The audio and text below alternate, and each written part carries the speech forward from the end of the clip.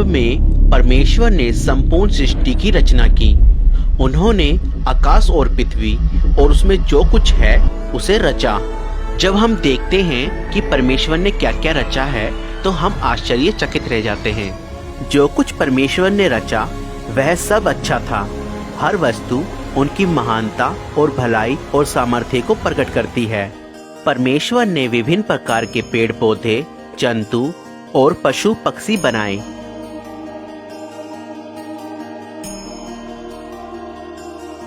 तब उन्होंने मिट्टी लेकर पहले मनुष्य को बनाया और उसके नथनों में जीवन फूंका। पूरी हो जाए, हाथों में तेरे जीवन है ये। पहला मनुष्य आदम कहलाया। तब परमेश्वर ने आदम की पसली निकाली और उससे औरत को आदम की पत्नी और साथी होने के लिए रचा। उसे हवा नाम दिया गया। परमेश्वर ने अपने स्वरूप में स्त्री और पुरुष को रचा। वह बगीचे में आनंद से उनकी उपस्थिति में रहते थे जो परमेश्वर ने उनके लिए रचा था। बगीचे को अदन की वाटिका कहा गया। वहां कोई पीड़ा या मृत्यु नहीं थी। परमेश्वर ने आदम से कहा, तुम हर एक पेड़ का फल खा सकते हो, केवल एक को छोड़कर। अगर उसका फल खाओगे तो तुम निश्चय ही मर जाओगे। परंतु शैतान, जो दुष्ट आत्माओं का प्रधान है, उसने हवा को परीक्षा में डालने की कोशिश की और फिर हवा ने वह फल तोड़ा और कुछ खाया और उसने अपने पति को भी खिलाया। उसी क्षण उनका संबंध परमेश्वर से टूट गया, क्योंकि परमेश्वर पवित्र है और उनकी आज्ञा तोड़ने वाले उनकी उपस्थिति में नहीं रह सकते। परमेश्वर ने आदम और हवा को अदन की वाटिका से बाहर कर दिया। उन्होंने परमेश्वर की आज्ञा को नहीं माना, इसलिए उनको लज्जित होना पड़ा। उसके परिणाम स्वरूप आदम, हवा और उनका सारा वंश दुख और मृत्यु के भागीदार हुए। पर परमेश्वर बहुत दयालु हैं। उन्होंने मनुष्य से प्रेम करना नहीं छोड़ा। उन्होंने मनुष्य को अपनी संगति में लाने का रास्ता पहले से ही तैयार कर लिया था। पवित्र शास्त्र में परमेश्वर ने अपनी इस योजना को प्रकट किया, जिसके द्वारा वह मनुष्य को उस दंड से जिसके वह लायक हैं बचाएंगे और उनके पाप और लज्जा को दूर करके अपनी संगति में वापस लाएंगे। भविष्यवक्ता अब्राहम पर उन्होंने अपनी इस योजना का एक भाग प्रकट किया। अब्राहम ने परमेश्वर पर विश्वास किया और उनका आदर किया। परमेश्वर ने उसको आशीष देने की प्रतिज्ञा की और कहा कि उसके द्वारा वो सब राष्ट्रीय के लोगों को आशीष देंगे। परमेश्वर ने उससे प्रतिज्ञा की कि वह उसके वंश को सागर तट की रेत के कणों और आकाश के तारों के समान कर देंगे। अब्राहम ने परमेश्वर पर विश्वास किया और परमेश्वर ने उसे इस विश्वास के कारण धर्मी ठहराया और लोगों ने उसे परमेश्वर का मित्र माना। एक दिन परमेश्वर ने अब्राहम की परीक्षा ली कि वह परमेश्वर पर विश्वास करता है कि नहीं और उनकी आज्ञाओं को मानता है कि नहीं। परमेश्वर ने उससे अपने बेटे की बलि देने को कहा। अब्राहम जानता था कि इस एक पुत्र के द्वारा परमेश्वर ने वादा किया है कि वह उसे एक बड़ा वंश देंगे। फिर भी अब्राहम ने परमेश्वर पर विश्वास किया और उनकी आज्ञा मानी, इसलिए अपने बेटे को परमेश्वर के लिए बलि चढ़ाने की तैयारी कर ली। अब्राहम ने अपना खंजर उठाया, लेकिन तभी परमेश्वर ने कहा, अब्राहम, बालक को नुकसान ना पहुंचा।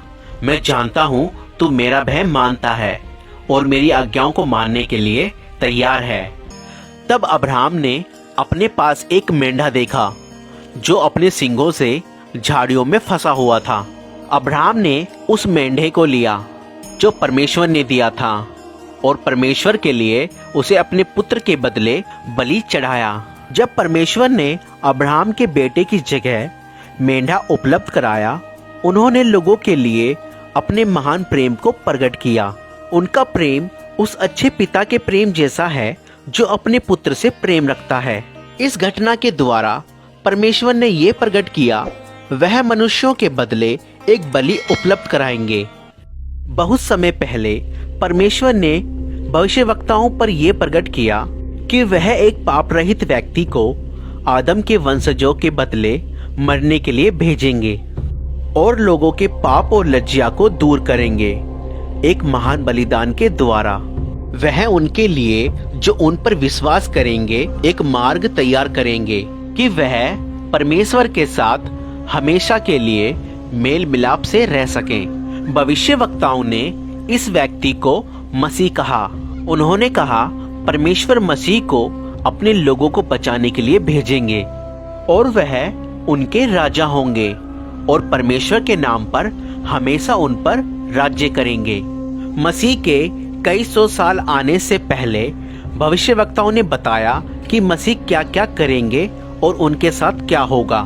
भविष्यवक्ता दाऊद ने कहा परमेश्वर मसीह के बारे में ये घोषणा करेंगे कि तू मेरा पुत्र है। यशाया भविष्यवक्ता ने कहा कि एक कुंवारी गर्भवती होगी और एक पुत्र उत्पन्न होंगे।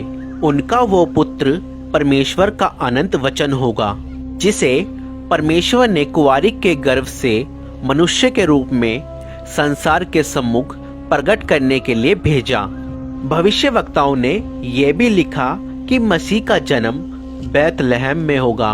उन्होंने भविष्यवाणी की कि वह यरूशलेम में उनके राजा के रूप में प्रवेश करेंगे। उन्होंने ये भी लिखा कि 30 चांदी के टुकड़ों के बदले उनका एक नजदीकी मित्र उनको धोखा देगा। भविष्यवक्ताओं ने कहा कि मसीह अपने जीवन का बलिदान करेंगे, लेकिन परमेश्वर तीसरे दिन उन्हें मृतकों में से जीवित कर देंगे। भविष्यवक्ताओं ने मसीह को मनुष्य का पुत्र कहा और बताया कि वह दोबारा आएंगे बादलों पर और परमेश्वर की उपस्थिति में प्रवेश करेंगे और परमेश्वर उन्हें सब लोगों और राष्ट्रों के ऊपर हमेशा के लिए अधिकार देंगे। 2000 वर्ष पहले एक ऐसे ही व्यक्ति संसार में रहते थे जिनका नाम यीशु था। क्या यीशु का जीवन उन सब बातों को जो भविष्यवक्ताओं ने मसीह के बारे में कही पूरा करता है? ये फिल्म ये बताती है कि यीशु कौन है और उन्होंने क्या कहा और क्या किया, जैसा धर्मशास्त्र में लिखा है। इस फिल्म में एक 3D कैरेक्टर ने यीशु का पात्र निभाया है।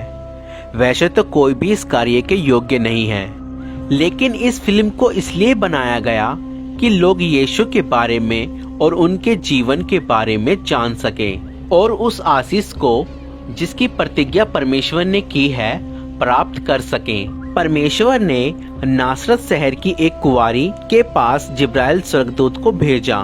उस कुंवारी का नाम मरियम था। भयभीत ना हो मरियम, आप पर परमेश्वर का अनुग्रह हुआ है। आप गर्भवती होंगी और एक पुत्र उत्पन्न होंगे और आप उनका नाम यीशु रखना। ये कैसे हो सकता है? मैं तो कुंवारी हूँ।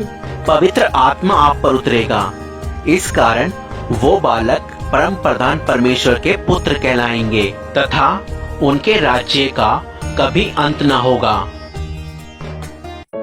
नासरत नगर के सब लोग सुनो कि कैसर अगस्तुस की आज्ञा से गलील और यहूदिया प्रांत के सभी निवासियों की गिनती होगी। इसलिए सभी लोगों को अपने प्रांत में जाकर शीघ्र ही नाम दर्ज करवाना होगा।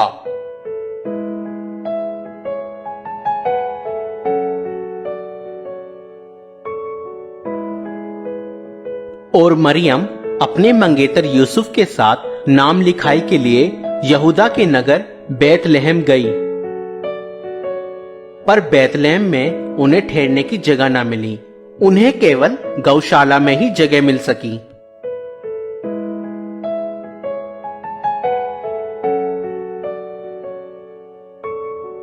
देश के उस भाग में कुछ चरवाहे रात के समय अपनी भेड़ों की देखभाल कर रहे थे। तभी परमेश्वर का एक स्वर्गदूत प्रकट हुआ और परमेश्वर के तेज ने उन्हें घेर लिया। आज के दिन दाऊद के नगर में तुम्हारे लिए एक उद्धारकर्ता जन्मे हैं, अर्थात मसीह प्रभु। चरवाहे शीघ्र ही चरनी में जन्मे नवजात शिशु को देखने चले आए। वह उन प्रथम लोगों में गिने गए जिन्होंने कुंवारी माता द्वारा उद्धारकर्ता के जन्म का सुसमाचार फैलाया। कि आज पैदा मसीह हो गया, कि आज पैदा मसीह हो गया। किशोर दुनिया में, किशोर दुनिया में, किशोर दुनिया। एक हफ्ते बाद जब बालक के खतने का समय आया तो उसका नाम यीशु रखा गया। यूसुफ और मरियम बालक को परमेश्वर के सम्मुख प्रस्तुत करने यरूशलेम ले गए। मूसा की व्यवस्था अनुसार जब वह धार्मिक कर्तव्यों को पूरा कर चुके तो यरूशलेम से वापस नासरत लौट आए और यीशु परमेश्वर और मनुष्य के अनुग्रह में बुद्धि और शरीर से बढ़ने लगा।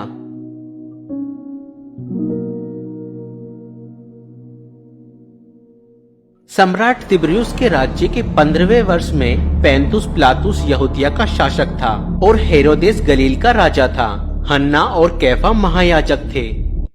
रेगिस्तान में परमेश्वर का वचन यूहन्ना को प्राप्त हुआ और वह यरदन नदी के आसपास प्रदेशों में पापों की क्षमा तथा पश्चाताप के बपतिस्मे का प्रचार करने लगा। अपने पापों से पश्चाताप करो और बपतिस्मा लो तो परमेश्वर तुम्हारे पाप क्षमा करेगा।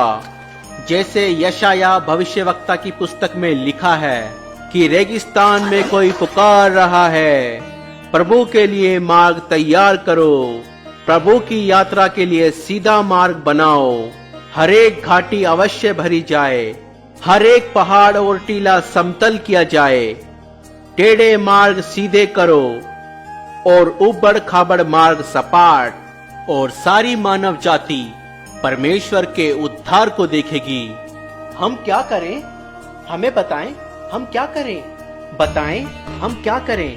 हमें बताएं, हम किस मार्ग पर जाएं? अगर किसी के पास 2 कमीजें हैं, वह एक उस मनुष्य को दें जिसके पास नहीं है, और जिसके पास भोजन है वह अवश्य बांटे। हे गुरु, हम चुंगी लेने वाले हैं, हम क्या करें? निर्धारित से अधिक चुंगी तुम मत लो, और हमें बताए हम क्या करें?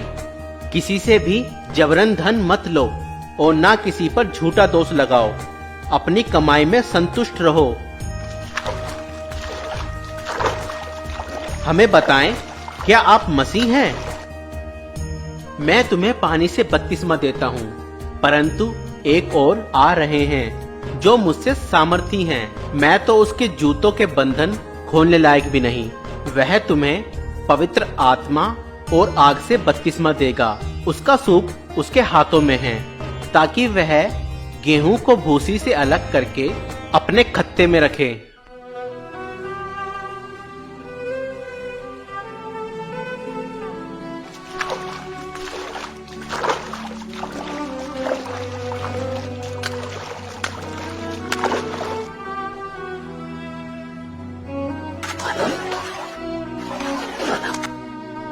और जब यीशु बपतिस्मा लेकर पानी से बाहर आया, तब पवित्र आत्मा कबूतर के समान यीशु पर उतरा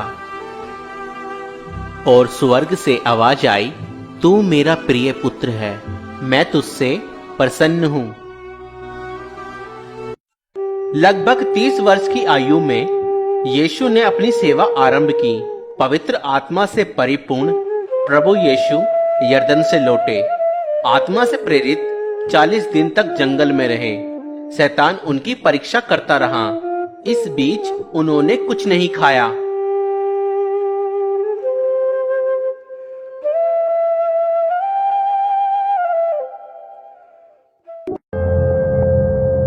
तब शैतान ने उससे कहा, यदि आप परमेश्वर के पुत्र हैं तो इस पत्थर को रोटी बन जाने की आज्ञा दें।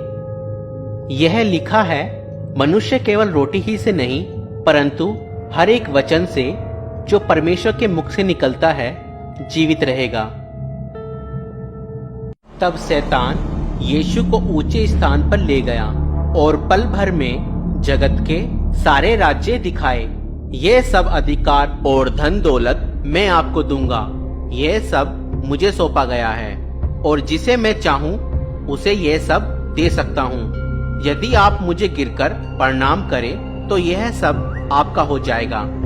यह भी लिखा है, तू प्रभु अपने परमेश्वर को प्रणाम कर और केवल उसी की उपासना कर।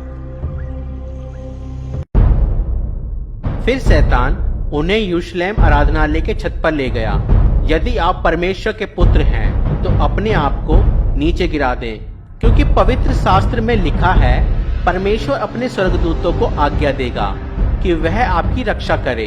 वह आपको हाथों हाथ उठा लेंगे ताकि आपके पांव को पत्थर से ठेस न लगे। यह भी लिखा है कि तू प्रभु अपने परमेश्वर की परीक्षा ना कर। फिर यीशु नासरत आए, जहाँ वे पले बड़े थे। सब्बत यानी कि विश्राम के दिन नियम के अनुसार वह आराधना भवन गए और उनको यशायाह भविष्यवक्ता की पुस्तक में से एक भाग पढ़ने को कहा गया। परमेश्वर का आत्मा मुझ पर है, क्योंकि उन्होंने मुझे दीनों को शुभ संदेश सुनाने के लिए चुना है। उन्होंने मुझे भेजा है कि मैं बंदियों को मुक्ति और अंधों को दृष्टि पाने का संदेश दूं, सताए हुए लोगों को मुक्त करने के लिए और ये घोषणा करने के लिए कि समय आ गया है जब परमेश्वर अपने लोगों को बचाए। हाँ, वह ठीक कहते हैं। आज धर्मशास्त्र का ये लेख पूरा हुआ, जैसा कि तुमने सुना। क्या परमेश्वर का वचन सच्चा ठहरा? ये प्रतिज्ञा तो केवल मसीह ही पूरा कर सकते हैं। हम कैसे जानेंगे? निसंदेह तुम मुझसे ये कहावत कहोगे, वैद्य जी स्वयं को चंगा करो। मैं तुमसे कहता हूँ, कोई भी भविष्यवक्ता अपने शहर में सम्मान नहीं पाता। इस प्रकार यीशु ने अपना परिचय परमेश्वर द्वारा अभिषिक्त संसार के उद्धारकर्ता के रूप में दिया, परंतु यहूदियों ने उसे मसीहा स्वीकार नहीं किया। उसे लोगों ने पहाड़ी से गिराना चाहा, परंतु वो भीड़ से निकलकर अपनी राह चला गया।